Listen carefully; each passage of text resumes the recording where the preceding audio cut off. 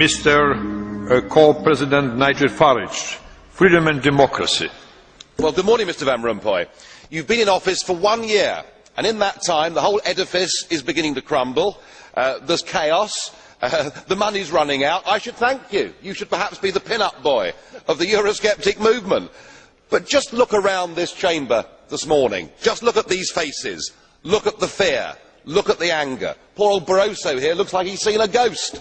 You know, they're beginning to understand that the game is up. And yet, in their desperation to preserve their dream, they want to remove any remaining traces of democracy from the system. And it's pretty clear that none of you have learned anything.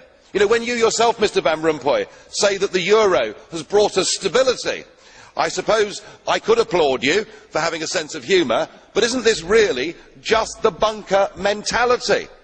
You know, your fanaticism is out in the open. You talked about the fact that it was a lie to believe that the nation state could exist in a 21st century globalised world. Well, that may be true in the case of Belgium, who haven't had a government for 6 months, but for the rest of us, right across every member state in this union, and perhaps this is why we see the fear in the faces, increasingly people are saying, we don't want that flag, we don't want the anthem, we don't want this political class, we want the whole thing consigned to the dustbin of history. And we had the Greek tragedy earlier on this year, and now we have the situation in Ireland. Now, I know that the stupidity and greed of Irish politicians has a lot to do with this. They should never ever have joined the euro. They suffered with low interest rates, a false boom and a massive bust. But look at your response to them. What they're being told, as their government's collapsing, is that it would be inappropriate for them to have a general election. In fact, Commissioner Rehn here said they had to agree their budget first before they'd be allowed to have a general election.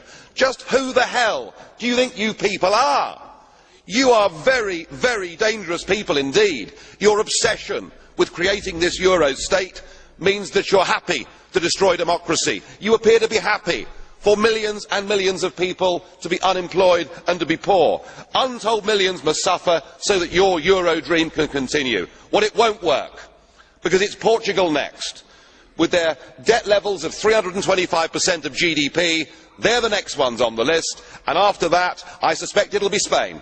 And the bailout for Spain would be 7 times the size of Ireland, and at that moment, all of the bailout money has gone. There won't be any more.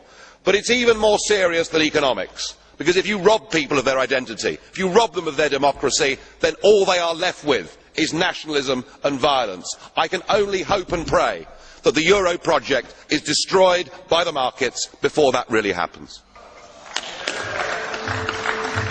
Thank you. The next speaker, Madam.